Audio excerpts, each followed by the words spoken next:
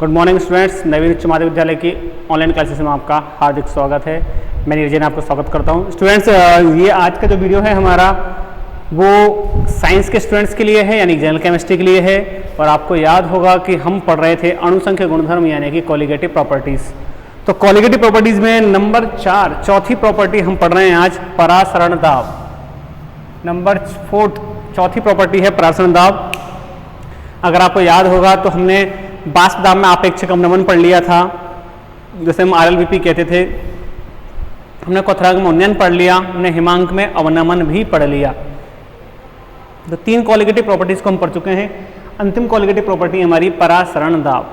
तो स्टूडेंट्स, बात आती है परासरण दाब की।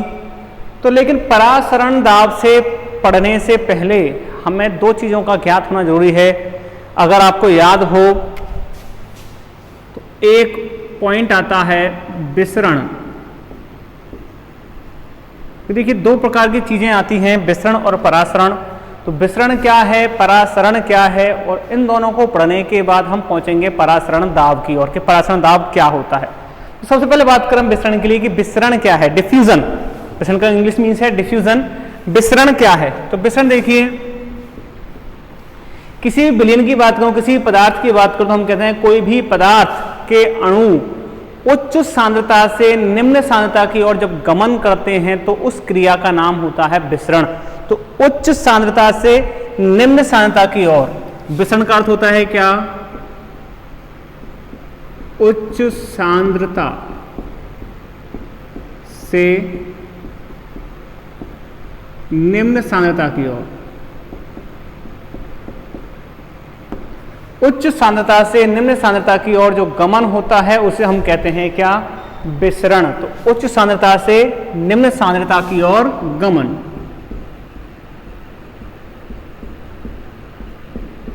कहलाता है क्या? विसरण कहलाता है, उसे हम कहते हैं विसरण।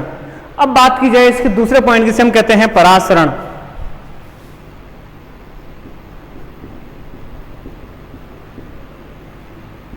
दूसरा पॉइंट आता है यहां पर परासरण का कि परासरण क्या है।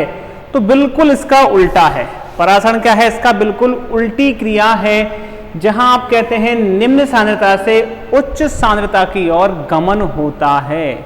यानी कि आप कह सकते हैं कि यह जो क्रिया है उस क्रिया में कम सांद्रता वाले शुद्ध विलायक से अधिक सांद्रता वाले विलयन की ओर अणुओं का गमन होता है, जिसे कहा जाता है क्या?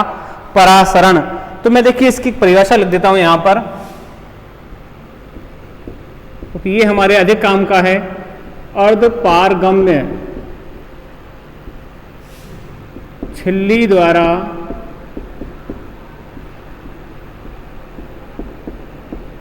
देखिए अर्धपारगम्य झिल्ली द्वारा क्या है इसका अर्थ? विलायक के अणुओं का, देखिए पहले परिभाषा को पूर्ण करता हूं मैं। विलायक के अणुओं का विलायक से, या मैं कहूं तो शुद्ध विलायक से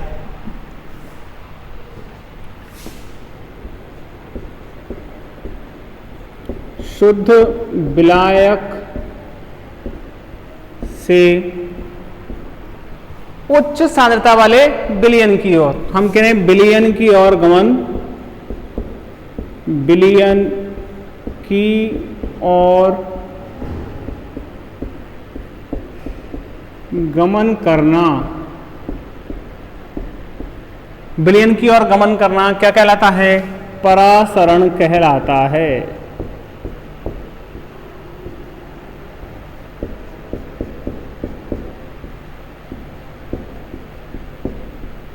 उसे हम कहते हैं क्या? परासरण कहते हैं। तो निम्न सांद्रता यानी कि विलायक में हम जानते हैं विलायक है, तो विलायक में विलायक के अणुओं की जो सांद्रता है वो कम है, विलयन में उसकी सांद्रता ज्यादा है। तो उसका मतलब विलायक से अणुओं का, शुद्ध विलायक से विलयन की ओर गमन करना क्या कहलाता है? परासरण कहलाता है। देखिए ये जो गमन है हमने लिखा था यहाँ उच्च सांद्रता से निम्न सांद्रता की ओर, जबकि यहाँ कैसे होता है? यहाँ गमन निम्न सांद्रता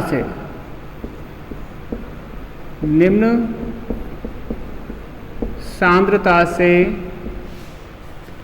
उच्च सांद्रता की ओर होता है।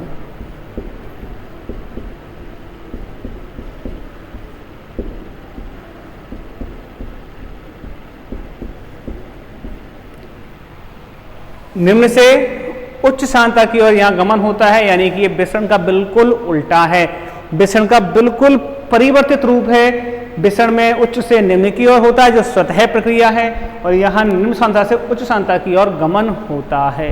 तो विसरण तो आप लोगों ने देखा है, किशमिश होती है, जब उसे पानी में डालते हैं तो किशमिश फूल जाती है। क्यों? क्योंकि पानी के अंदर अधिक जल है, वो बाहर है, जबकि जल की मात्रा किशमिश के अंदर कम है, तो बाहर से अंदर की ओर वो गमन होता है, और उस अवस्था में उसे हम कहते हैं विसरण। इसमें एक शब्द आया है आपके लिए, अर्धपारगम्य झिल्ली। एक शब्द यहाँ पर इस्तेमाल किया है मैंने, अर्धपारगम्य झिल्ली। अर्धपारगम्य झिल्ली क्या होती है? अर्धपारगम्य झिल्ली से हमारा मतलब है एक ऐसी झिल्ली जिसमें विलायक के अणु तो गुजर सकते हैं, विलायक के अणु तो गुजर सकते हैं, लेकिन विलेय के अणु उसमें से नहीं गुजर पाते, उसे हम कहते हैं अर्धपारगम्य झिल्ली। जिससे विलायक के अणु तो पास आउट हो जाएं, एक ओर से दूसरी ओर चले जाएं, लेकिन विलेय के अणु वहां से नहीं जा पाते, जिसकी कम सांद्रता है वो वहां से नहीं निकल पाता, उसे हम कहते हैं क्या? अर्धपारगम्य झिल्ली। उसका नाम क्या है? वहां पर अर्धपारगम्य झिल्ली है। इसे सेल्फेन झिल्ली के नाम से भी हम जानते हैं। स्टूडेंट्स, ये बात थी हमारी इसकी परासरण दाब में विसरण और परासरण की। तो इनसे जुड़े हुए कुछ आपके अंतर भी हैं जिन्हें आप पढ़ सकते हैं, समझ सकते हैं कि विसरण क्या होता है। विसरण एक ऐसी क्रियाविधि है जहाँ उच्च सांद्रता से निम्न सांद्रता की ओर गमन होता है। इसके लिए किसी अर्धपारगम्य झिल्ली की आवश्यकता नहीं होती, क्योंकि यहाँ क्या है? अर्धपारगम्य झिल्ली की आवश्यकता होती है और निम्न सांद्रता से उच्च सांद्रता की ओर गमन होता है। तो ये अंतर के रूप में भी आप इसे पढ़कर समझ सकते हैं स्टूडेंट्स। देखिए आगे की बात करें इसमें, तो देखिए अब बात करते हैं इसके मेन टॉपिक, इसका नाम है परासरण दाब, जिसे हम क्या कहते हैं? परासरण दाब कहते हैं। अब परासरण दाब क्या है? हमने विसरण पढ़ लिया, हमने परासरण पढ़ लिया, अब बात आती है परासरण दाब की कि परासरण दाब होता क्या है। तो परासरण दाब के लिए आप कह सकते हैं वह अधिकतम दाब, वह अधिकतम दाब जो किसी विलयन पर लगाया जाता है। किस लिए लगाया जाता है? परासरण की क्रिया को रोकने के लिए। अर्थात विलयन पर लगाया गया वह दाब जो परासरण की क्रिया को रोक देता है या साम्य स्थापित कर देता है, परासरण दाब कहलाता है। तो देखिए अब मैं परासरण दाब की यहां परिभाषा लिख रहा हूं। विलयन पर लगाया गया वह अतिरिक्त दाब, विलयन पर लगाया गया वह अतिरिक्त दाब जो परासरण की क्रिया को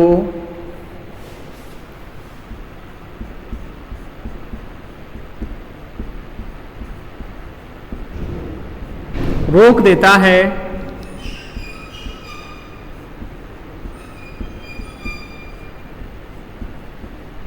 जो परासरण की क्रिया को रोक देता है अथवा साम्य स्थापित कर देता है।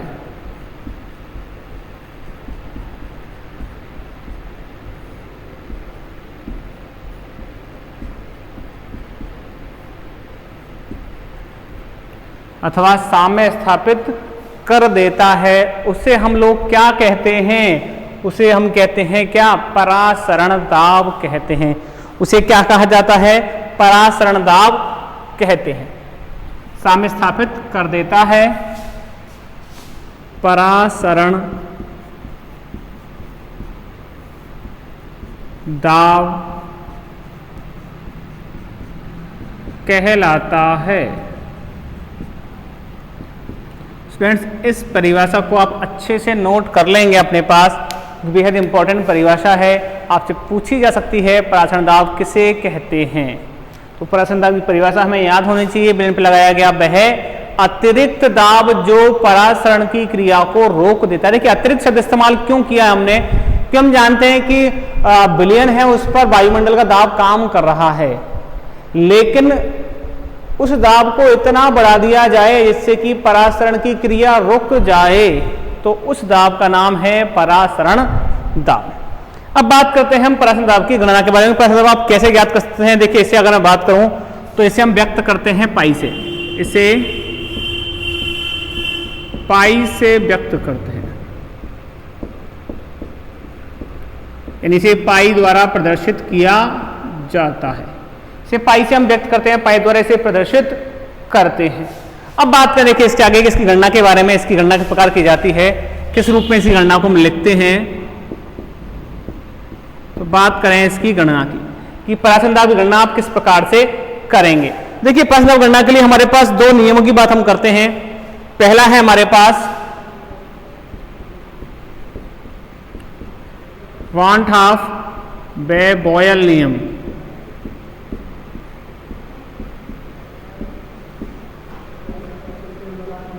नंबर एक आता है हमारे पास वान हाफ बॉयल नियम। इसमें से आपको याद होगा बॉयल का नियम हम लोगों ने पढ़ा था 11th क्लास के अंदर, जहां हम पदार्थों की अवस्था नाम के एक चैप्टर पढ़ रहे थे। वहां हमने चार्ल्स का नियम, बॉयल का नियम पढ़ा था। बॉयल का नियम आप जानते हैं P व्युत्क्रमानुपाती होता है किसके, V यानी कि आयतन के, आपने पढ़ा था ये नियम।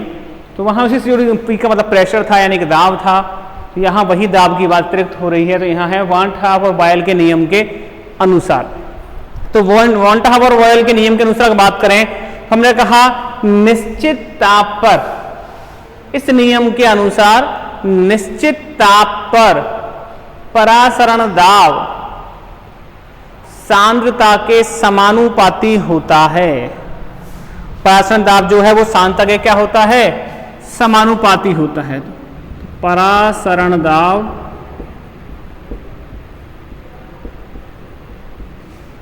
सांद्रता के समानुपाती होता है।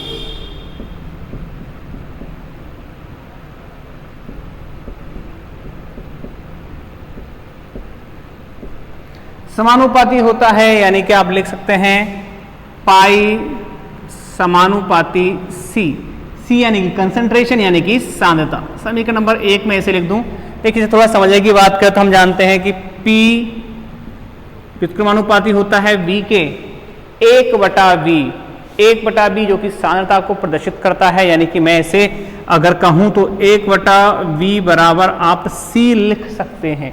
1/V एक आयतन होता है, एक यहाँ मोल की संख्या है, तो मोल बटे में आयतन यानी कि सांद्रता, तो उसे हम C के रूप में यहाँ व्यक्त कर रहे हैं।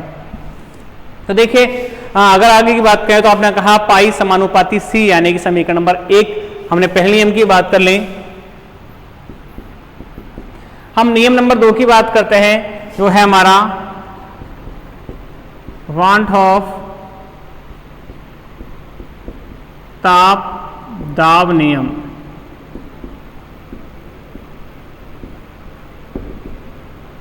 वान हाफ ताप दाब नियम दूसरा नियम है इसका, जिसके अनुसार बात करें तो हमने कहा इस नियम के अनुसार निश्चित सांद्रता तथा तनुता पर, निश्चित सांद्रता तथा तनुता पर परासरण दाब उसके परम ताप के क्या होता है, समानुपाती होता है। हम कहते हैं यहां पर क्या क्या अवस्थाएं दी गई हैं आपको, निश्चित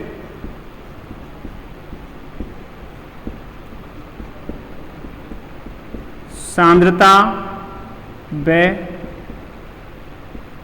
तनुता पर, निश्चित सांद्रता व तनुता पर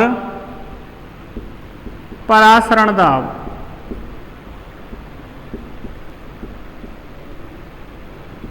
परम ताप के समानुपाती होता है।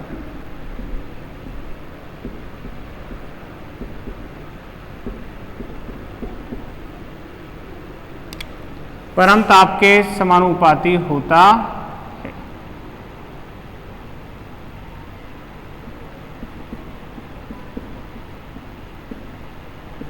स्टूडेंट्स आपको याद रहे परम ताप, यानी कि अगर आपको याद होगा परम ताप को आप केल्विन में व्यक्त करते हैं। 0 डिग्री सेंटीग्रेड यानी 273 केल्विन होता है जिसे आप परम ताप कहते हैं, यानी कि प्रसिद्ध तो उसे टी से किया जाता है लेकिन उसकी इकाई होती है केल्विन में। तो यहाँ आप लिख सकते हैं पाई समानुपाती टी, समीकरण नंबर 2। अब समीकरण नंबर 1 और 2 से लिया जाए तो आप लिख सकते हैं उसे समीकरण 1 व 2 से लिख सकते हैं आप पाई समानुपाती सी टी, समीकरण नंबर 3। तो पाई समानुपाती हो जाता है यहाँ पर सी टी, सी यानी कि सांद्रता, टी यानी कि परम ताप। अब इसे हम आगे की ओर हल करें तो स्टूडेंट्स आप नीचे से लिखेगा नहीं, इसलिए मैं थोड़ा सा ऊपर की ओर इसे लिखता हूं।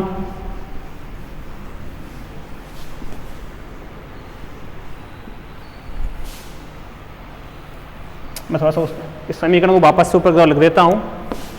पहला समीकरण था हमारे पास पाई समानुपाती सी, समीकरण नंबर 1, पाई समानुपाती टी, समीकरण नंबर 2, और पाई समानुपाती सी टी, समीकरण नंबर 3 यहाँ से हमें प्राप्त हो जाता है।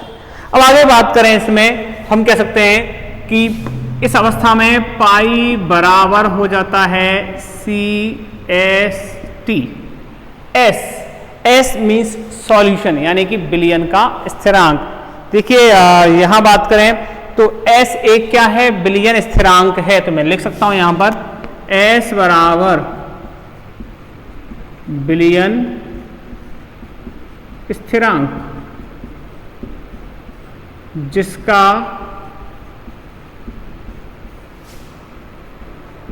आंकिक मान आर के बराबर होता है।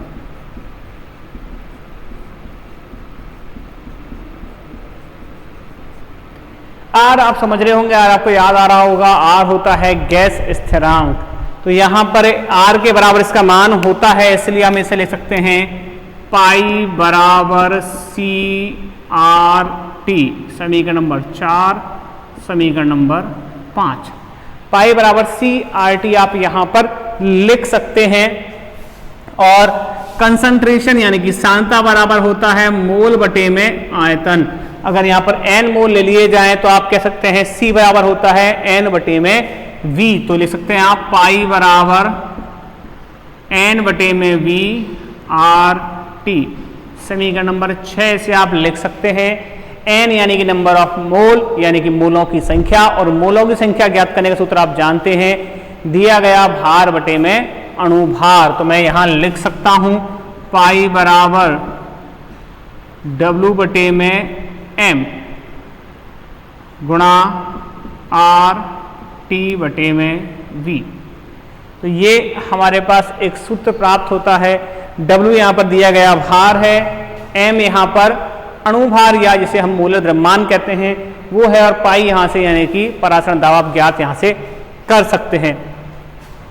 अगर मैं बात कहूँ सूत्र से बनाने की तो देखिए एक सूत्र तो प्राप्त हो जाता है जहाँ से आप परासरण दाब की गणना कर सकते हैं, और एक सूत्र प्राप्त होता है M बराबर W बटे में पाई गुणा आर टी बटे में V।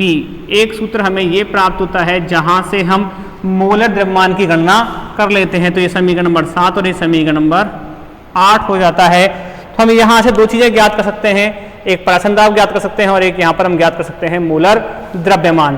दोनों चीजों को यहां लिख देता हूं। W बराबर जो होगा हमारा वो होगा विलेय का भार,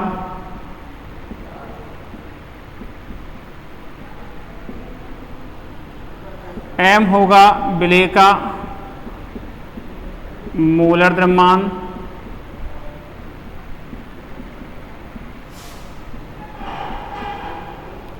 R होता है गैस स्थिरांक,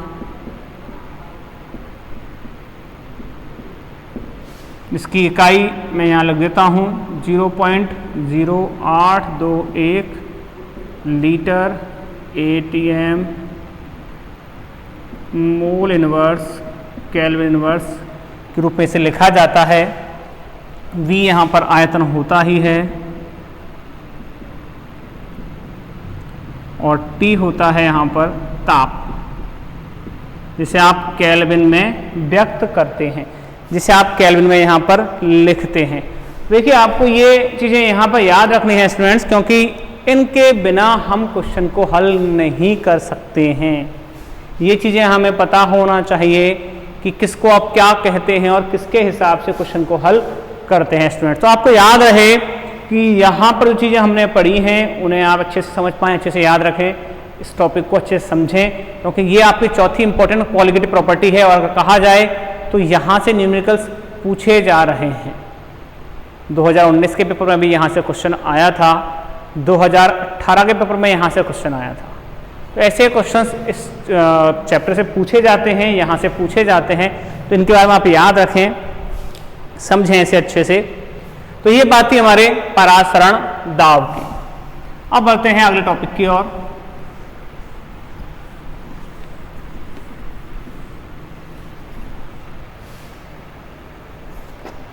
अगला टॉपिक हमारे पास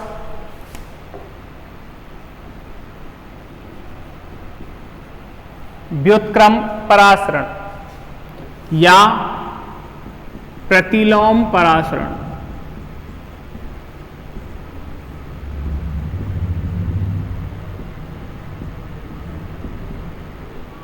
व्युत्क्रम या प्रतिलोम परासरण, जिसे हम कहते हैं reverse osmosis. Reverse osmosis RO system, यानी जो आरओ की जिनकी आप बात करते हैं, घरों में पानी फिल्टर के लिए लगाए जाते हैं आरओ सिस्टम, वो डिपेंड होते हैं इसी क्रिया पर, रिवर्स ऑस्मोसिस प्रतिलोम परासरण या व्युत्क्रम परासरण पर। तो देखिए ये क्या है, ये कौन सी क्रिया है। हमने कहा था कि कोई एक दाब लगाइए जिससे परासरण की क्रिया रुक जाए, तो उसे हम कहते हैं परासरण दाब। उस क्रिया को हम कहते हैं कौन सी क्रिया, परासरण दाब। उस क्रिया को हम नाम देते हैं स्टूडेंट्स। और यदि हम कहें कि यदि किसी विलयन के ऊपर उसके परासरण दाब से भी अधिक दाब लगा दिया जाए, समझ में आपको बात, एक परासरण दाब तो पहले से लगा रहे हैं आप, जिससे कि परासरण क्रिया रुक गई, लेकिन आपने एक दाब अतिरिक्त इतना लगा दिया कि वो परासरण दाब से भी अधिक हो जाए, तो उस अवस्था में परासरण की क्रिया विपरीत दिशा में चल जाती है, यानी विपरीत हो जाती है, जिसे आप कहते हैं व्युत्क्रम परासरण या फिर प्रतिलोम परासरण। तो स्टूडेंट्स आपको याद रहे कि हमने परासरण की क्रिया जब पढ़ी तो हमने कहा था कि परासरण की क्रिया में शुद्ध विलायक से विलयन की ओर गमन होता है, शुद्ध विलायक से विलयन की ओर गमन होता है। लेकिन यहां हम कह रहे हैं कि क्रिया उल्टी हो गई। उल्टी से मतलब क्या है हमारा, कि यहां पर शुद्ध विलायक की ओर गमन होना शुरू हो जाएगा, यानी जो विलायक है वो शुद्ध विलायक की ओर, विलयन से विलायक शुद्ध विलायक की ओर गमन करना शुरू कर देगा, जिसे आप कहेंगे क्या, प्रतिलोम परासरण या फिर व्युत्क्रम परासरण। मैं लिख देता हूं इसकी परिभाषा। यदि किसी विलयन पर उसके परासरण दाब से अधिक दाब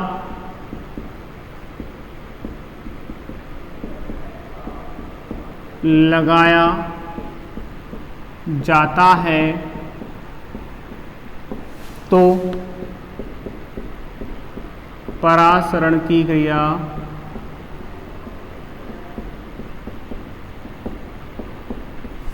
विपरीत हो जाती है।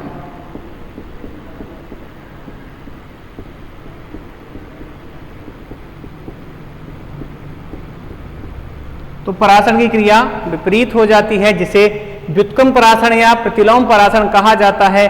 इस क्रिया में विलायक शुद्ध विलायक की ओर गमन करता है,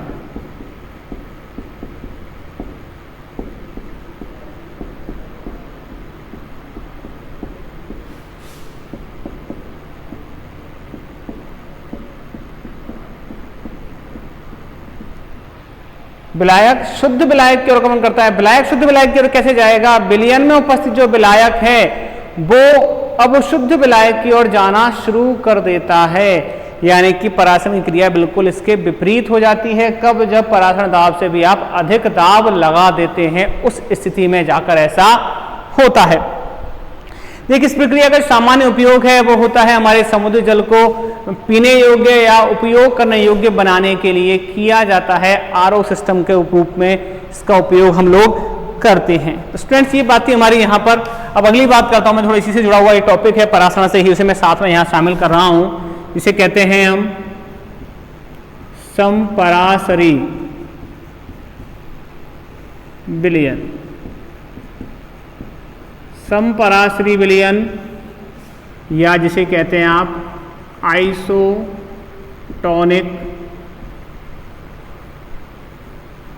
सॉल्यूशन।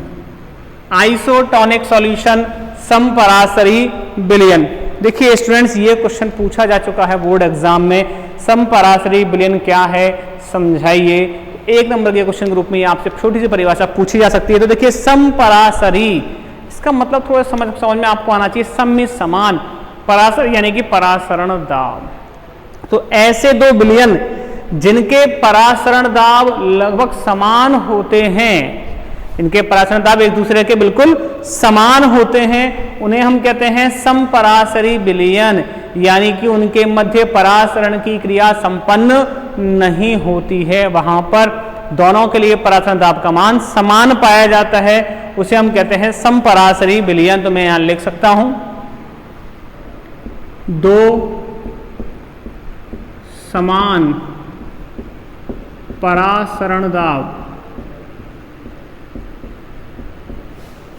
वाले विलयन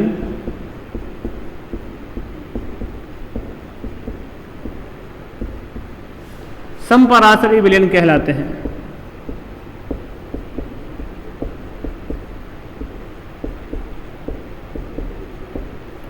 यानी आप क्या कह सकते हैं, ऐसे दो विलयन जिनका परासरण दाब समान पाया जाता है, समपरासरी विलयन कहलाते हैं। इनके मध्य, ये कोई इंपॉर्टेंट बात है, इनके मध्य परासरण की क्रिया संपन्न नहीं होती। तो इनके मध्य परासरण की क्रिया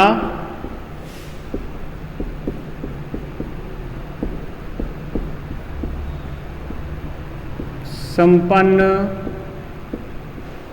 नहीं होती है। इनके मध्य परासरण की क्रिया संपन्न नहीं होती, परासरण के मध्य नहीं पाया जाता है। तो आप याद रखें कि ऐसे दो विलयन जिनके मध्य जो समान परासरण दाब रखते हैं समपरासरी कहलाते हैं, और इनके मध्य कोई भी परासरण क्रिया संपन्न नहीं होती है। अर्थात इनके लिए कह सकते हैं आप π1 बराबर कितना होता है, π2 होता है, या πa πb, जो भी आप दो मान देना चाहें उन्हें, उसके आधार पर से हम कह सकते हैं, उसे हम कहते हैं क्या, समपरासरी विलयन। अब बात करते हैं इसी से जुड़े हुए एक और टॉपिक की, इसका नाम है अल्पपरासरी व अतिपरासरी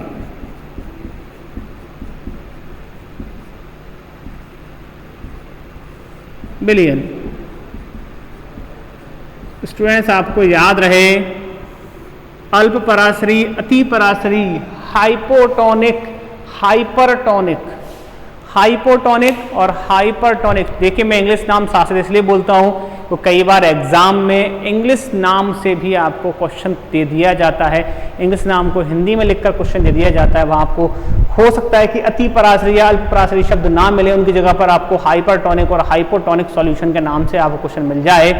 तो वहाँ आप समझ पाए हाइपोटोनिक और हाइपरटोनिक सॉल्यूशन से हमारा मतलब क्या है, अल्पपरासरी, अतिपरासरी। देखिए, अल्प यानी कि कम, अति यानी कि अधिक। बहुत ही सामान्य सी क्रिया आपको याद अगर समझ में आ रही होगी। तो अल्पपरासरी, अतिपरासरी से हमारा मतलब क्या है, अल्पपरासरी से हमारा सीधा सा मतलब है, यानी कि दो विलयन हैं जो एक दूसरे के प्रति कुछ संबंध रखते हैं। तो एक ऐसा विलयन जो दूसरे विलयन के प्रति अधिक परासरण दाब रखता है उसे अतिपरासरी कहते हैं, और जो कम परासरण दाब रखता है उसे हम अल्प परासरी विलयन के नाम से पहचानते हैं। तो देखिए एक दूसरे में ही फर्क है, यहां पर हम कहते हैं सापेक्ष रूप में, सापेक्ष रूप में एक विलयन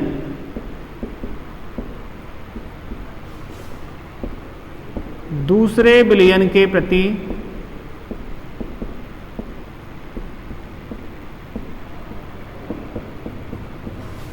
अधिक परासरण दाब वाला होगा।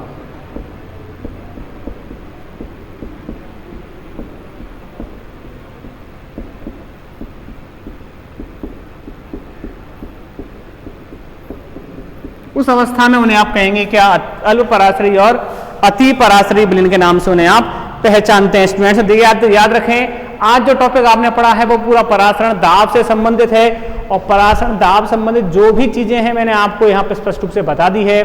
इससे जुड़े कुछ छोटे छोटे क्वेश्चन हैं जिनके बारे में हम अगले वीडियो में आपसे बात करेंगे, जो कि बोर्ड एग्जाम में इससे पूछे जा चुके हैं। और स्टूडेंट लगभग हमारे चैप्टर का 80% हिस्सा यहाँ पूरा हो चुका है, तो मुझे लगता है कि आपको इस चैप्टर को अच्छे से आप पढ़ लेना चाहिए, समझ लेना चाहिए, और उम्मीद करता हूँ स्टूडेंट्स जो पढ़ रहे हैं, समझ रहे हैं, वो इस चैप्टर को आगे जारी रखेंगे। तो आज की वीडियो के लिए इतना ही।